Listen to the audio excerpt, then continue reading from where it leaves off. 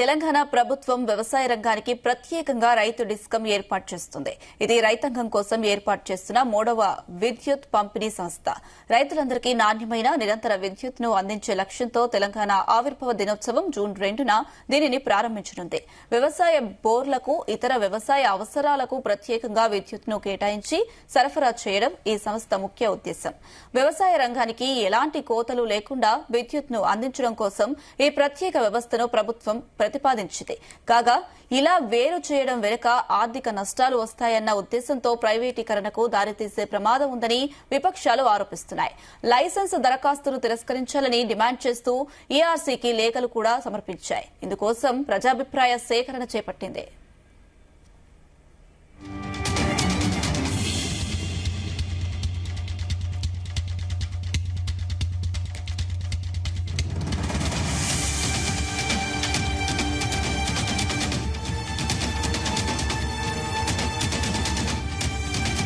ఇదే అంశానికి సంబంధించి మరిన్ని అప్డేట్స్ మా ప్రతినిధి వంశీకృష్ణ విద్యుత్ భవన్ నుంచి లైవ్ ద్వారా అందిస్తారు. ఎస్ వంశీ. తెలంగాణ రాష్ట్రంలోనే దేశంలోనే మొదటిసారిగా చెప్పుకోవచ్చు, తెలంగాణ రాష్ట్రం ప్రభుత్వం అటు రైట్ డిస్కమ్ని తీసుకురాబోతుంది. ఈ సందర్భంగా జూన్ 2వ తేదీన దీన్ని ప్రారంభించాలని కూడా ఇప్పటికే అన్ని కార్యక్రమాలను కూడా పూర్తి చేసింది. ఈ నేపథ్యంలో ఈరోజు ఈ రైట్ డిస్కమ్కి సంబంధించి ప్రజాభిప్రాయ సేకరణకు అటు ఏదైతే ఈఆర్సీ కార్యాలయంలో ప్రత్యేకంగా హియరింగ్ని ఏర్పాటు చేయడం జరిగింది. వివిధ పార్టీల నాయకులకు సంబంధించి కావచ్చు, వివిధ విద్యుత్ శాఖకు సంబంధించినటువంటి సంఘాలు ఏవైతే ఉంటాయో వాటి అభిప్రాయ సేకరణకు సంబంధించి కూడా ఈరోజు దీనికి సంబంధించిన అభిప్రాయ సేకరణ చేపట్టడం జరిగింది. ప్రజెంట్ మనం ఈఆర్సీ వద్ద ఉన్నాం. ఈఆర్సీ వద్ద కూడా పెద్ద ఎత్తున వివిధ రాజకీయ నాయకులు, ప్రముఖులు కూడా రావడం జరిగింది. దాంతోపాటుగా విద్యుత్ శాఖలో పనిచేసేటువంటి సంఘాలు ఏవైతే ఉంటాయో, అనుబంధంగా పనిచేసేటువంటి సంఘాలు, అవన్నీ కూడా ఇప్పటికే చేరుకున్నటువంటి సందర్భం కూడా మనకు కనిపిస్తూ ఉంది. అటు ఈఆర్సీ ఏదైతే ఎలక్ట్రిసిటీ రెగ్యులేటరీ కమిషన్ వద్దకు కూడా పెద్ద ఎత్తున వివిధ పార్టీకి చెందినటువంటి నాయకులు కూడా పెద్ద ఎత్తున చేరుకుంటా ఉన్నారు. కాసేపట్లో బీఆర్ఎస్ పార్టీకి చెందినటువంటి నాయకులు చేరుకోబోతున్నారు. ఇప్పటికే కాంగ్రెస్ పార్టీకి చెందినటువంటి నాయకులు కూడా చేరుకోవడం జరిగింది. దాంతోపాటుగా బీజేపీ పార్టీకి చెందినటువంటి నాయకులు కూడా చేరుకోబోతా ఉన్నారు. ఈ సందర్భంగా ఏదైతే ఈఆర్సీకి ఏదైతే విద్యుత్కి సంబంధించినటువంటి అంశం పైన ప్రత్యేకంగా వారు ఏదైతే బీఆర్ఎస్ పార్టీ ముందు నుంచి కూడా వ్యతిరేకిస్తూ ఉంది. ఈ సందర్భంగా వారి అభిప్రాయాన్ని కూడా తెలియజేయబోతా ఉంది. ఈ ఈఆర్సీ వల్ల కొంత రైతాంగానికి అన్యాయం జరుగుతుందంటూ కూడా బీఆర్ఎస్ పార్టీ ముందు నుంచి కూడా వ్యాఖ్యానించినటువంటి సందర్భం కూడా మనకు కనిపిస్తోంది. బీఆర్ఎస్ పార్టీకి చెందినటువంటి నాయకులు అటు ఏదైతే మాజీ మంత్రులు జగదీష్ రెడ్డి కావచ్చు, నిరంజన్ రెడ్డి కూడా వచ్చినటువంటి పరిస్థితి కూడా మనకు కనిపిస్తూ ఉంది. పెద్ద సంఖ్యలో వివిధ పార్టీకి చెందినటువంటి నాయకులు కూడా చేరుకున్నటువంటి సందర్భం కూడా మనకు కనిపిస్తోంది. ప్రధానంగా ఈఆర్సీకి సంబంధించి ఏదైతే రైట్ డిస్కమ్కి సంబంధించి చూస్తే మాత్రం ఇప్పటికీ దీనికి సంబంధించినటువంటి కార్యాచరణను కూడా అటు ఎలక్ట్రిసిటీ డిపార్ట్మెంట్ పూర్తి చేసింది, ప్రభుత్వం పూర్తి చేసిందని కూడా చెప్పుకోవచ్చు. ప్రధానంగా ఎలా ఉండబోతుందని అంటే ఈ రైట్ డిస్కమ్కి సంబంధించి ఇప్పటికే కనెక్షన్లు ఏదైతే వ్యవసాయ కనెక్షన్లకు సంబంధించి ఏవైతే ఉన్నాయో అది కావచ్చు, దాంతోపాటుగా వ్యవసాయానికి ఏర్పాటు చేసినటువంటి ట్రాన్స్ఫార్మర్లు ఏవైతే ఉంటాయో వాటన్నిటిని కూడా ఇప్పటికే వేరు చేయడం జరిగింది. ఈ వేరు చేసినటువంటి వాటన్నిటిని కూడా చూస్తే మాత్రం దాదాపుగా వ్యవసాయ రంగానికి సంబంధించి 42% మేర వాటా ఉన్నట్టు కూడా ఏదైతే ప్రభుత్వం తేల్చినటువంటి పరిస్థితులు మనకు కనిపిస్తోంది. ప్రభుత్వ వాదన చూస్తే మాత్రం ఈ రైట్ డిస్కమ్ ద్వారా రైతులకు వ్యవసాయానికి సంబంధించి మెరుగైన సేవలు అందించడానికి అవకాశం ఉంటుంది, నాణ్యమైనటువంటి విద్యుత్ని అందించడానికి అవకాశం ఉంటుంది అంటూ కూడా రాష్ట్ర ప్రభుత్వం చెప్తా ఉంది. కానీ బీఆర్ఎస్ పార్టీ మాత్రం ఇది రైతులకు మీటర్లు పెట్టి డబ్బులు వసూలు చేసే కార్యక్రమంగానే రాష్ట్ర ప్రభుత్వం ముందుకెళ్తుందంటూ బీఆర్ఎస్ పార్టీ వ్యాఖ్యానిస్తున్నటువంటి సందర్భం కూడా మనకు కనిపిస్తోంది. జూన్ 2న ఖచ్చితంగా ఈ రైట్ డిస్కమ్ను ప్రారంభించాలని ప్రభుత్వం నిర్ణయించినటువంటి నేపథ్యంలో దీనికి సంబంధించినటువంటి ప్రజాభిప్రాయ సేకరణ ఈఆర్సీ కార్యాలయంలో జరుగుతున్నటువంటి నేపథ్యంలో వివిధ పార్టీకి చెందినటువంటి నాయకులు కూడా చేరుకోవడం జరిగింది. ప్రధానంగా ఈ రైట్ డిస్కమ్కు సంబంధించినటువంటి సిబ్బంది పరంగా చూస్తే మాత్రం దాదాపుగా ముందు 2000 మందికి వరకు కూడా సిబ్బంది ఉండబోతున్నట్టు కూడా చెప్తున్నటువంటి సందర్భం కూడా మనకు కనిపిస్తోంది. కాలక్రమేణా ఈ సిబ్బందిని మరింత పెంచే అవకాశం ఉన్నట్టు కూడా తెలుస్తూ ఉంది.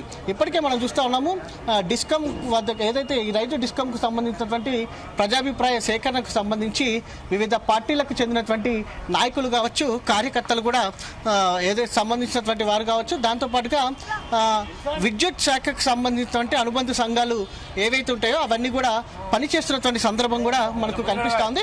ప్రజెంట్ టీఆర్ఎస్ చీఫ్ మాజీ ఎమ్మెల్సీ కవిత గారు కూడా ఇక్కడికి చేరుకున్నటువంటి సందర్భం కూడా మనకు చాలా స్పష్టంగా కనిపిస్తూ ఉంది. ఈరోజు వారి అభిప్రాయాన్ని కూడా టీఆర్ఎస్ పార్టీ తరపు నుంచి కూడా తెలుపబోతున్నారనేది కూడా మనం ప్రధానంగా చెప్పుకోవచ్చు. ఇప్పటికే ఈఆర్సీ కార్యాలయం వద్దకు పెద్ద ఎత్తున నాయకులు కావచ్చు, దాంతోపాటుగా విద్యుత్ సంఘాలకు సంబంధించి విద్యుత్ శాఖకు అనుబంధంగా పనిచేసేటువంటి సంఘాలు కూడా పెద్ద ఎత్తున చేరుకున్నటువంటి సందర్భం కూడా మనకు కనిపిస్తూ ఉంది. ప్రధానంగా ఇప్పటికే ఈఆర్సీ కార్యాలయం వద్దకు మాత్రం పెద్ద ఎత్తున నాయకులు, కార్యకర్తలు చేరుకున్నటువంటి పరిస్థితి కూడా మనకు కనిపిస్తూ ఉంది. మొత్తం మీద చూస్తే మాత్రం ప్రతిపక్షాలు మాత్రం ఈ రైతు డిస్కంని వ్యతిరేకిస్తున్నాయి. కానీ ప్రభుత్వం మాత్రం ఖచ్చితంగా ఈ రైతు డిస్కంని ప్రారంభించి తీరుతామంటూ కూడా ప్రభుత్వం చెప్పినటువంటి పరిస్థితి కూడా మనకు కనిపిస్తూ ఉంది. మొత్తం మీద చూస్తే మాత్రం ఈఆర్సీ కార్యాలయం వద్ద మాత్రం కొంత పెద్ద ఎత్తున నాయకులు చేరుకోవడం కావచ్చు, కార్యకర్తలు చేరుకోవడం కావచ్చు, ఇప్పటికే అభిప్రాయ సేకరణ కూడా ఎలక్ట్రిసిటీ అధికారులు ప్రారంభించడం జరిగింది. ఈఆర్సీ అధికారులు దీనికి సంబంధించి కూడా ఈరోజు సాయంత్రం కానీ రేపు ఉదయం కానీ ప్రభుత్వానికి నివేదిక ఇచ్చే అవకాశం ఉన్నటువంటి పరిస్థితి కూడా మనకు చాలా స్పష్టంగా కనిపిస్తోంది. వంశీకృష్ణ, అటు ప్రభుత్వం ప్రతిపాదించిన రైతు డిస్కమ్ అనేది దానివల్ల ఆర్థిక నష్టం వస్తుందని, ప్రైవేటీకరణకు దారితీసే ప్రమాదం ఉందని కూడా అటు విపక్షాలు ఆరోపిస్తున్న పరిస్థితి ఏంటి? దీన్ని ఎలా చూడాలంటారు? ప్రధానంగా ప్రభుత్వం మాత్రం ఒకటే అంశం చెప్తుంది. ఈ ఏదైతే వ్యవసాయ కనెక్షన్లను వేరు చేసి రైతు డిస్కంని ఏర్పాటు చేస్తే కొంత వారికి సేవలు అందించడానికి సులభతరం అవుతుంది, నాణ్యమైనటువంటి విద్యుత్తుని అందించడానికి కూడా సులభతరం అవుతుందంటూ కూడా రాష్ట్ర ప్రభుత్వం వాదనగా వినిపిస్తూ ఉంది. దాంతోపాటుగా ఏదైతే ప్రధానంగా మెరుగైన సేవలు, ఏదైతే సపోజ్ ఒక ట్రాన్స్ఫార్మర్ కనుక కాలిపోయినటువంటి నేపథ్యంలో ఉంటే తొందరగా అక్కడికి వెళ్ళి వారికి సేవలు అందించడానికి ఒక పటిష్టమైనటువంటి వ్యవస్థను ఏర్పాటు చేస్తున్నాము అంటూ కూడా ప్రభుత్వం చెప్తోంది. ఇలా అన్ని రకాలుగా కూడా వ్యవసాయదారులకు విద్యుత్ పరంగా నాణ్యమైన విద్యుత్ అందించడానికి, విద్యుత్ సేవలను అందించడానికి ఒక రకంగా ఈ రైతు డిస్కమ్ సపరేట్గా పనిచేస్తుంది, ప్రత్యేకంగా ఈ వ్యవస్థ పనిచేస్తుంది అంటూ కూడా చెప్తున్నటువంటి పరిస్థితి కూడా మనకు కనిపిస్తోంది. మరోపక్క బీఆర్ఎస్ పార్టీ వాదన, విపక్షాల వాదన చూస్తే మాత్రం విద్యుత్ శాఖను ఇప్పటికే ప్రైవేట్ పరం చేయడానికి ప్రభుత్వం రంగం సిద్ధం చేసింది. అందులో భాగంగానే రైతు డిస్కంని రాష్ట్ర ప్రభుత్వం ఏర్పాటు చేస్తుందంటూ కూడా అటు ఏదైతే విపక్షాల ఆరోపణ చేస్తున్నటువంటి విషయం కూడా మనందరికీ కూడా తెలిసిందే. దాంట్లో భాగంగానే ఈ రైతు డిస్కంని ఏర్పాటు చేసిన తర్వాత అటు ఏదైతే మోటార్లకు, వ్యవసాయ కనెక్షన్లకు సంబంధించినటువంటి మోటార్లు ఏవైతే ఉంటాయో వాటన్నిటికి కూడా మీటర్లు పెట్టాలనేది కూడా ప్రభుత్వం ఆలోచనగా కనిపిస్తుంది అంటూ కూడా విపక్షాలు ఆరోపణ చేస్తూ ఉన్నాయి. ప్రైవేటీకరణ చేయడానికి, ఏదైతే ప్రైవేటైజేషన్ చేయడానికి కూడా రాష్ట్ర ప్రభుత్వం సిద్ధమవుతుందంటూ కూడా ఏదైతే విపక్షాలు ఆరోపిస్తున్నటువంటి సందర్భం కూడా మనకు చాలా స్పష్టంగా కనిపిస్తోంది. ఇప్పటికే వీటన్నిటికి సంబంధించి ఏదైతే బీఆర్ఎస్ పార్టీ పూర్తి స్థాయిలో వ్యతిరేకిస్తుంది, ఇక అధికార పక్షమైనటువంటి కాంగ్రెస్ పార్టీ పూర్తిగా సమర్థిస్తుంది. వీరిద్దరు మాత్రం, దాంతోపాటుగా TRS party chief Kalvakuntla Kavitha కూడా ఇప్పుడే చేరుకున్నటువంటి పరిస్థితి కూడా మనకు కనిపిస్తోంది.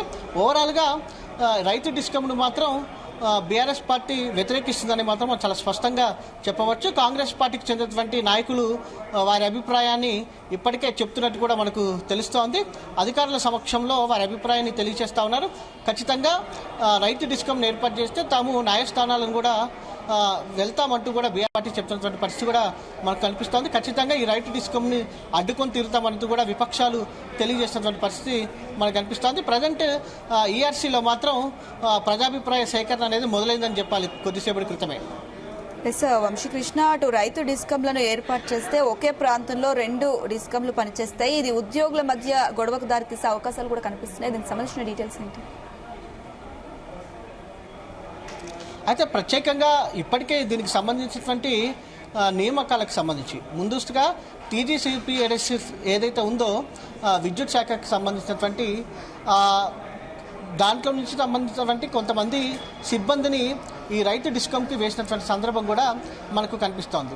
జిల్లాల వారీగా కూడా సంబంధించినటువంటి ఏవైతే ఉంటాయో ఉమ్మడి జిల్లా పరంగా ఒక ఇంజనీర్ని ప్రత్యేకంగా ఏర్పాటు చేస్తూ ఉన్నారు.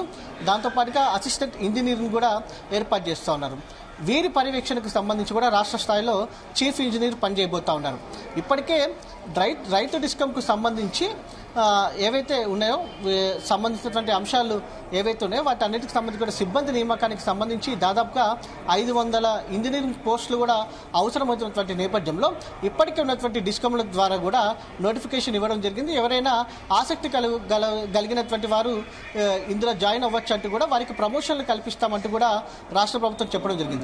ముందుగా రైతు డిస్కంలో చేరేటందుకు కొంతమంది ఉద్యోగులు నిరాకరణ ఏదైతే ఇచ్చినటువంటి పరిస్థితి కూడా మనం చూస్తూ ఉన్నాం. కేవలం 30 మంది మాత్రమే ముందుగా ఇందులోకి వచ్చినటువంటి పరిస్థితి కూడా మనకు కనిపిస్తుంది. కానీ ప్రమోషన్లు ఇస్తాము, కొంత శాలరీస్ కూడా ఇంక్రీజ్ చేస్తామని ప్రభుత్వం చెప్పిన తర్వాత పెద్ద ఎత్తున ఈ రైతు డిస్కంలో చేరేటందుకు కూడా పెద్ద ఎత్తున ఉద్యోగస్తులు ఆసక్తి చూపించారు. ముందుగా అనాసక్తి చూపించినటువంటి ఉద్యోగులు ఎవరైతే ఉన్నారో వారందరూ కూడా ఈ నోటిఫికేషన్కి సంబంధించి కూడా వారు అప్లై చేసుకున్నటువంటి పరిస్థితి కూడా మనకు కనిపిస్తూ ఉంది. ఈ రైతు డిస్కంలో చేరడానికి కూడా ఇప్పుడు పెద్ద సంఖ్యలో ఉద్యోగస్తులు కూడా ఆసక్తి చూపిస్తూ ఉన్నారు. ఎందుకంటే వారందరికీ కూడా ప్రమోషన్లు కల్పిస్తామని ప్రభుత్వం చెప్పడంతో కూడా కొంత రైతు డిస్కంకు సంబంధించినటువంటి ఏదైతే ఇందులో చేరేటందుకు కూడా పెద్ద ఎత్తున ఉద్యోగస్తులు ఆసక్తి చూపిస్తూ ఉన్నారు. ఇక ఉద్యోగుల మధ్య గొడవలు అవుతాయి అనేది మాత్రం అసత్య ప్రచారం అనేది కూడా ప్రభుత్వం చెప్తోంది. ఎందుకంటే ఏ డిస్కంకు ఆ డిస్కం పనిచేస్తున్నటువంటి నేపథ్యంలో ఉద్యోగస్తుల మధ్య ఎలాంటి మనస్పర్ధలు ఉండవు, ఎలాంటి గొడవలు ఉండవు. ఎందుకంటే ఎవరి పని వారు చేసుకుంటూ వెళ్తారు కాబట్టి ఇందులో గొడవలకు తావులేవంటూ కూడా ప్రభుత్వం చెప్తున్నటువంటి పరిస్థితి కూడా మనకు కనిపిస్తూ ఉంది. Right Vamshi, thank you.